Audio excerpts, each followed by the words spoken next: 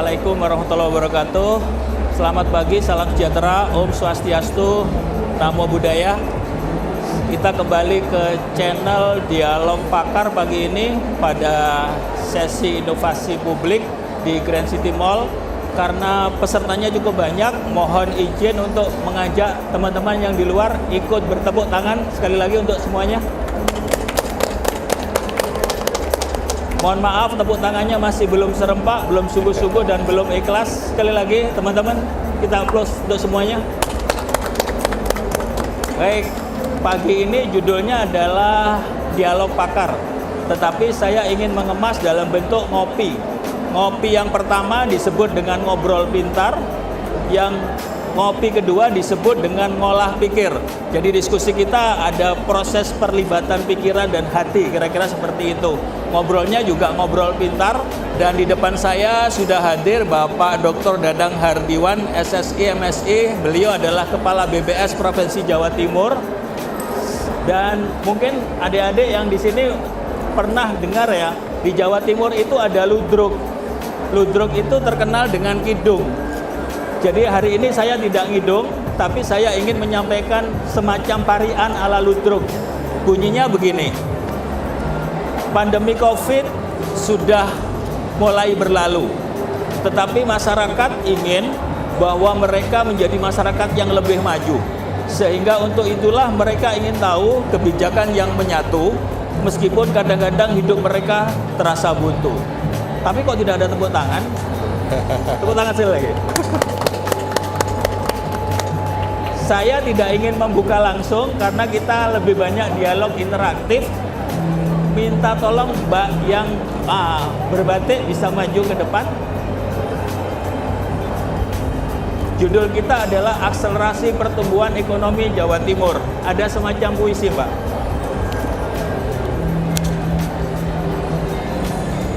Tolong dibaca. Semua.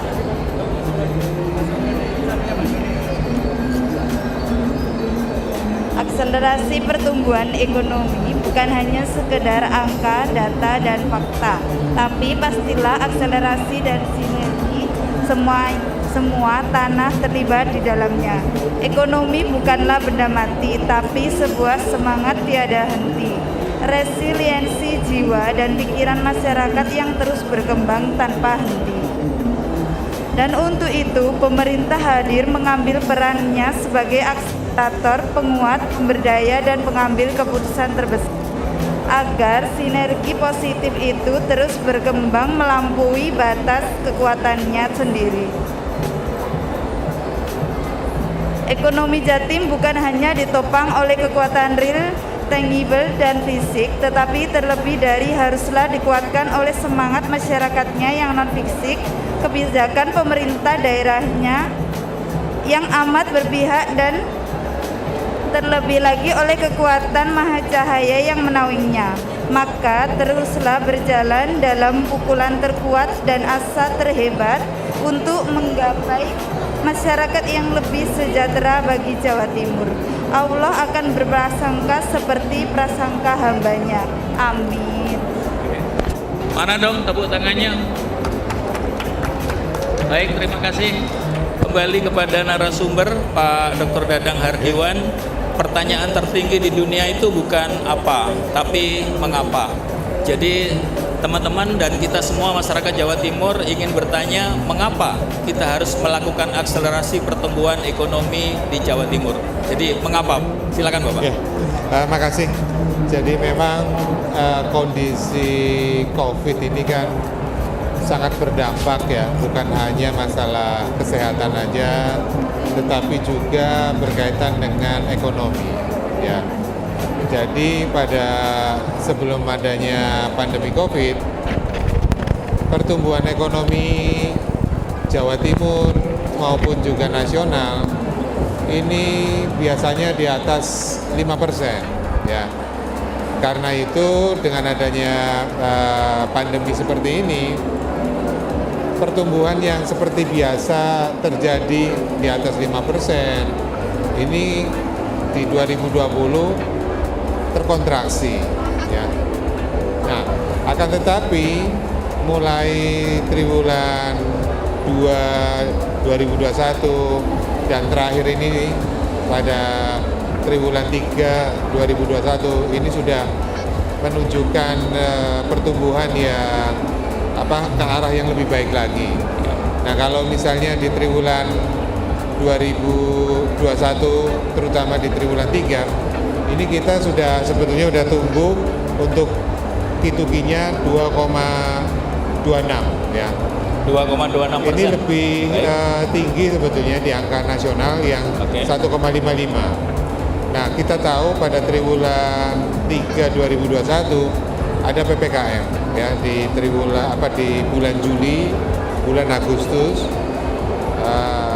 Kemudian di September ini sudah mulai turun ya COVID-nya dan aktivitas juga mulai merangkak ya, sehingga memang di Q2-nya atau triwulan ke triwulan ini masih bisa tumbuh. Nah, ini juga menjadi catatan terkait dengan pertumbuhan ekonomi. Walaupun tidak seperti pada saat COVID, namun arah daripada pertumbuhan ekonomi sudah mengarah ke arah yang Oke, baik. Jadi indikator sudah menunjukkan tanda-tanda positif. Betul. Bahkan sudah lebih tinggi dari rata-rata nasional. Nah, pertanyaannya selain indikator yang Bapak sebut tadi, ada nggak apalagi yang perlu ditunjukkan secara real di masyarakat? Karena masyarakat mungkin tidak hanya melihat indikator secara makro atau mikro, tetapi mereka melihat realitas yang terjadi di lapangan dalam hidup mereka sendiri-sendiri. Kira-kira seperti apa, Pak, yang bisa ditangkap oleh teman-teman kita di sini? Indikator apa yang bisa menunjukkan dan apa yang harus mereka perankan kira-kira? Oke. Jadi sebelum saya sampaikan itu bahwa kalau kita lihat secara struktur ekonomi, Jawa Timur ini hampir 31% ini didukung oleh industri. Industri ini kan ada industri besar sedang, industri mikro kecil, ya kemudian juga ada sekitar 18% ini dipengaruhi oleh sektor perdagangan. Nah, ini perdagangan kan ada perdagangan besar, ada perdagangan kecil. Nah, terkait dengan dua sektor ini ya sebetulnya yang menopang pertumbuhan ekonomi. Yang ketiga tentunya yang pertanian ya. Di pertanian ini sedikit tidak terlalu berpengaruh, namun kalau konteksnya secara struktur ini memang ada 12%. Tapi dengan adanya COVID ini pertanian tidak begitu berpengaruh besar. Nah, secara signifikan. Betul. Nah, karena pertumbuhan yang ada ini adalah sebetulnya kalau kita bicara pertumbuhan ekonomi, ini bicaranya adalah mobilitas. Ya, tatkala ada kasus COVID yang begitu banyak, mobilitasnya kalau dulu ada PSBB, ya.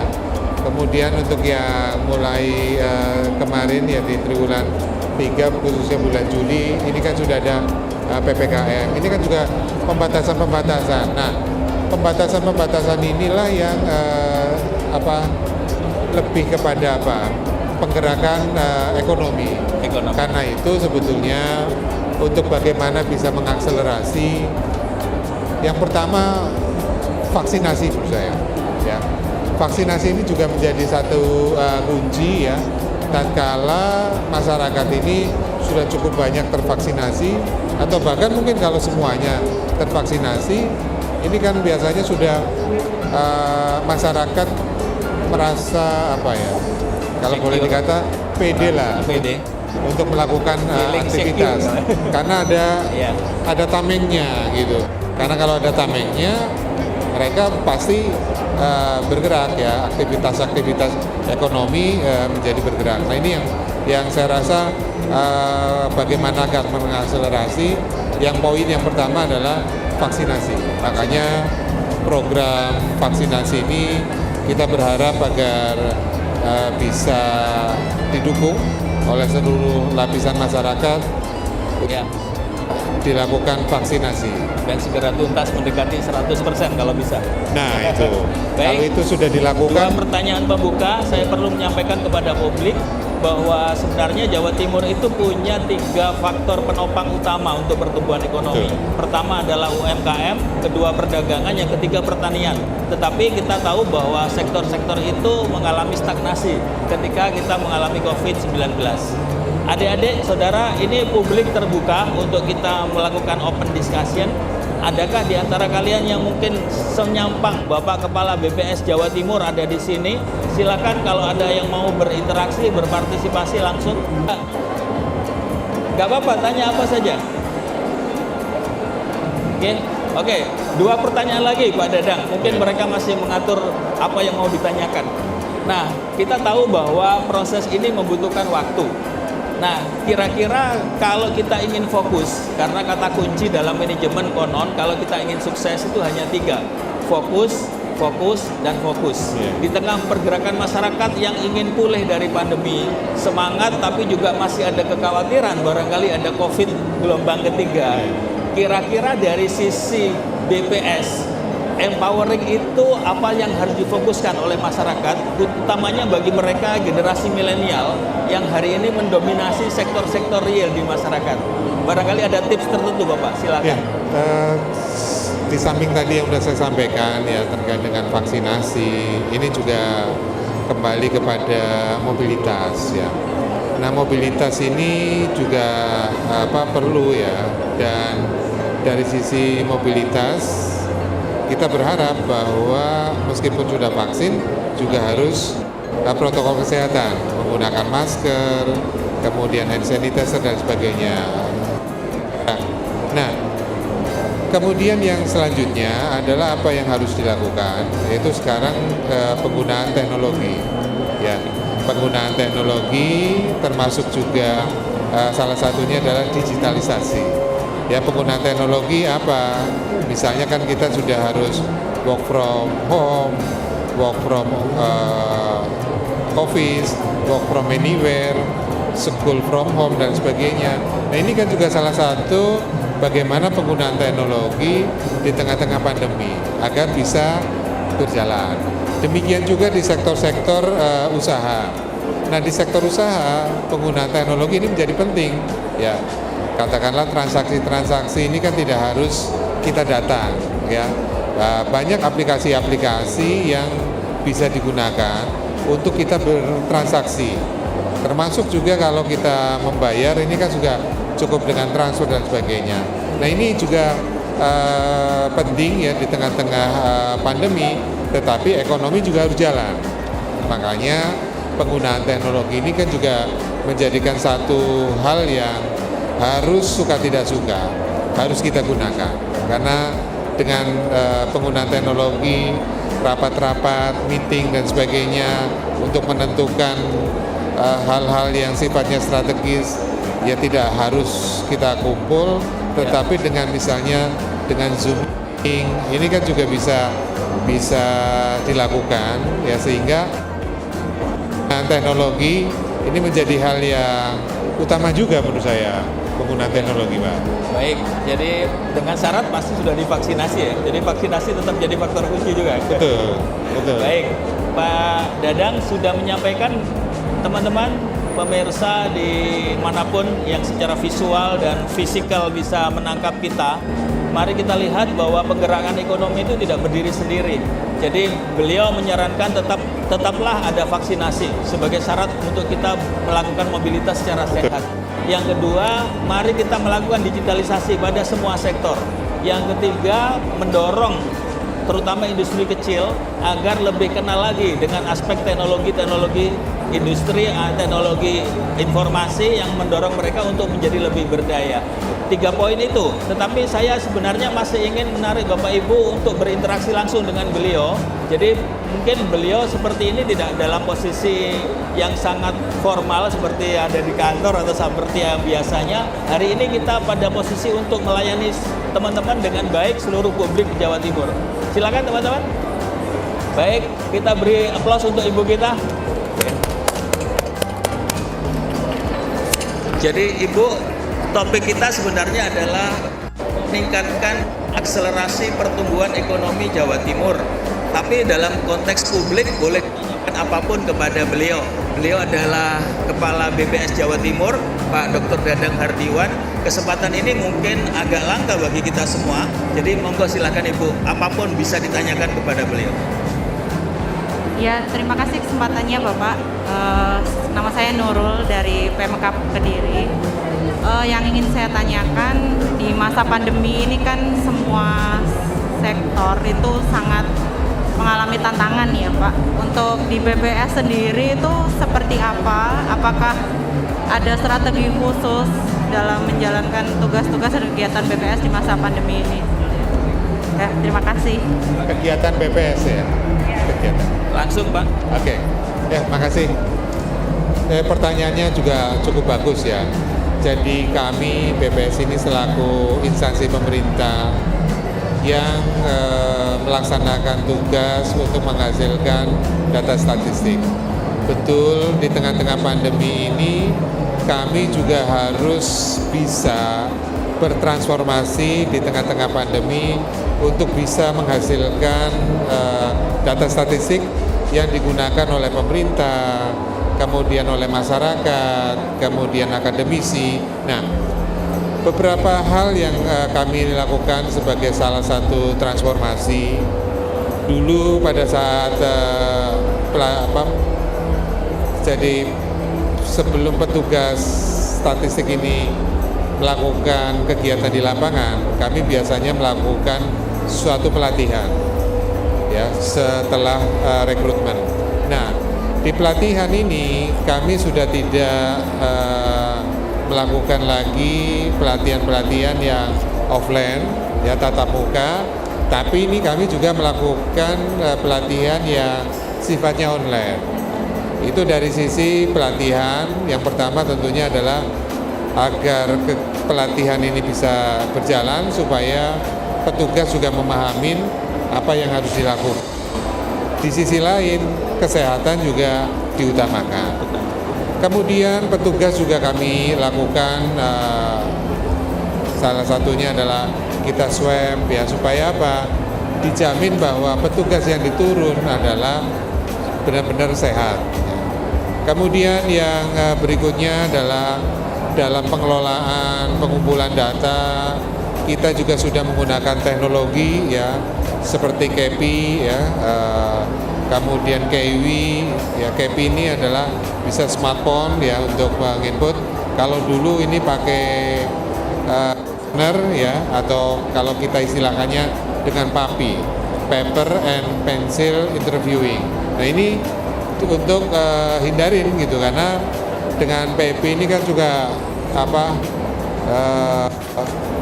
rawan juga kontak itu ya. Nah, sehingga kami dengan menggunakan teknologi sudah menggunakan KEPI, KIWI, pakai web gitu ya.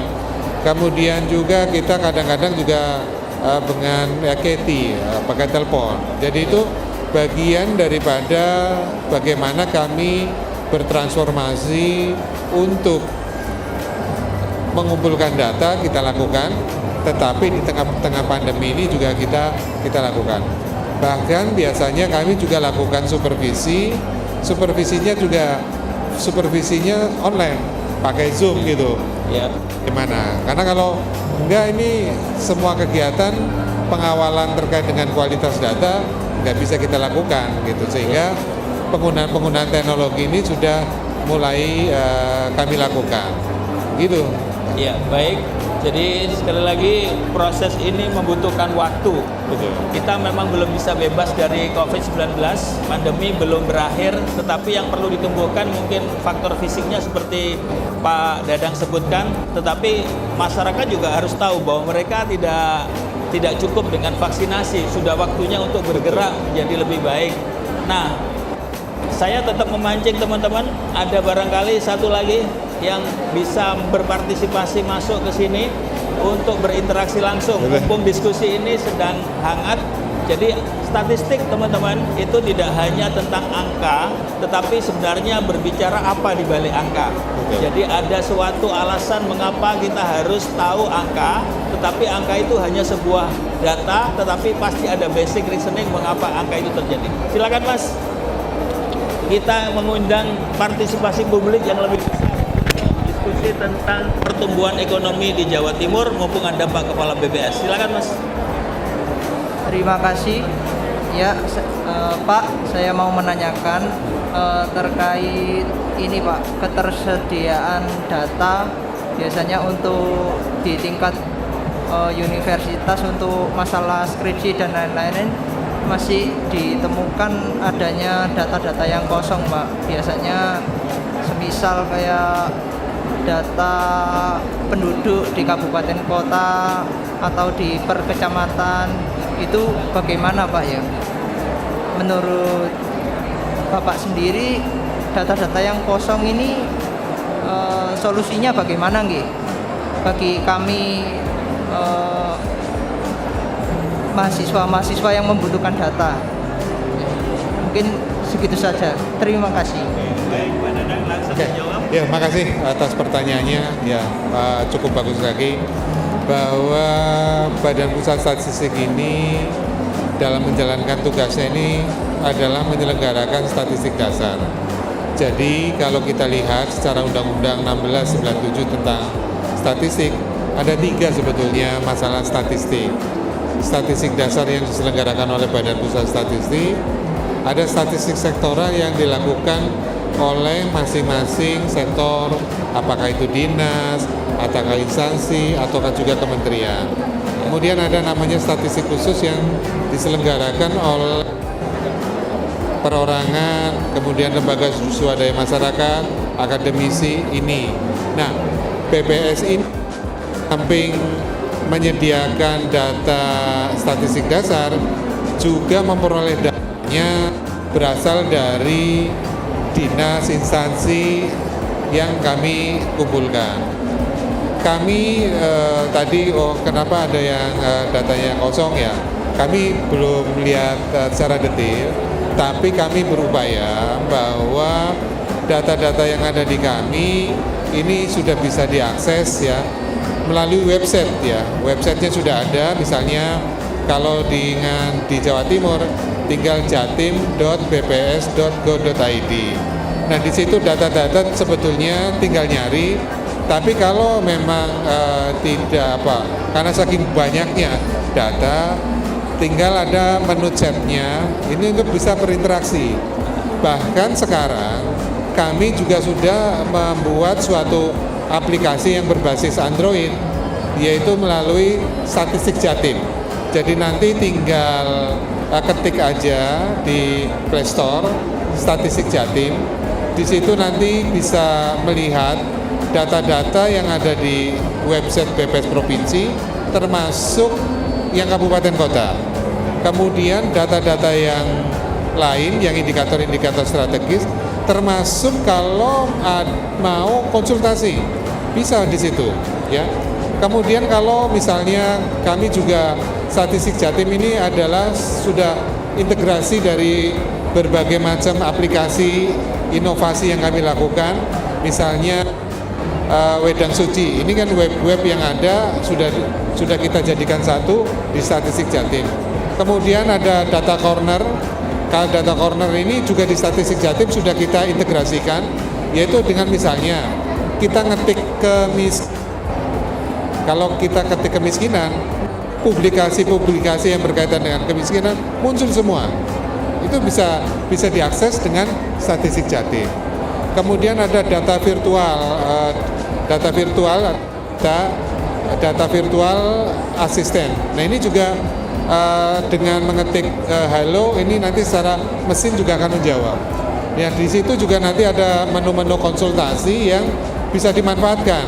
Kalau ada yang kurang paham, ada yang kurang jelas, karena kalau data sampai ribuan, puluhan ribu, bahkan ratusan ribu, ya memang agak kerepotan ya, agak kerepotan. Bahkan kami juga hadir di kampus untuk saat ini. Kami hadir di ITS ya.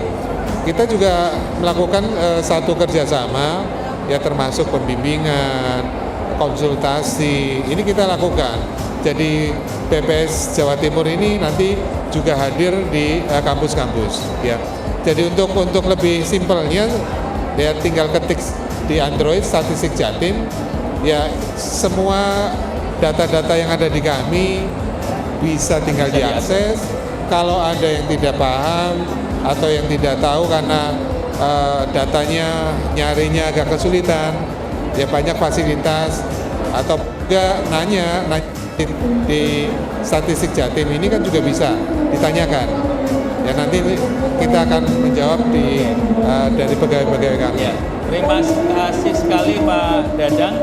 Sayang waktu kita tidak terlalu panjang teman-teman, tapi saya ingat teman sebelah pernah bilang begini, waktu itu adalah dimensi relatif. Waktu terasa panjang bagi mereka yang menderita, tapi waktu terasa pendek bagi kita yang bahagia. Jadi kita harus meng-closing pakar atau diskusi pakar ini dengan tepuk tangan yang meriah. Mohon untuk semuanya. Dan sekali lagi saya mohon statement terakhir sebagai closing statement dari Pak Dadang terhadap diskusi kita. Silakan Bapak. Ya, terima kasih ini atas undangan dari BPSDM Jawa Timur ya, yang mudah-mudahan dengan acara yang seperti ini, kegiatan-kegiatan khususnya yang ada di kami di BPS ini bisa tersosialisasikan, kemudian juga pelayanan-pelayanan yang ada di kami juga bisa tersosialisasikan ya, karena BPS ini di samping melakukan kegiatan-kegiatan statistik juga melakukan pelayanan-pelayanan berkaitan dengan data statistik yang kami hasilkan, termasuk juga kami melakukan konsultasi statistik. Nah ini yang mungkin masyarakat agar bisa tahu terkait dengan BPS. Untuk itu kami berharap seluruh masyarakat agar membantu kami BPS Provinsi Jawa Timur dalam pengumpulan datanya dengan menerima petugas kami, kemudian juga memberikan data yang sebenarnya, data yang apa adanya, sehingga potret daripada masyarakat ini nanti tergambar, sehingga data-data yang dihasilkan di BPS ini bisa digunakan oleh pemerintah untuk membuat suatu program untuk peningkatan kesejahteraan masyarakat. Demikian yang bisa saya sampaikan. Terima kasih. Oke, kita close sekali lagi untuk semuanya. Pak, tos Pak, Jawa Timur hebat. Dengan demikian diskusi kita, diskusi pakar selesai untuk sementara dengan ucapan alhamdulillahirabbil. Wassalamualaikum warahmatullahi wabarakatuh. Selamat siang, Om Santi Santi Santi Om, dan sampai ketemu di channel berikutnya. Terima kasih.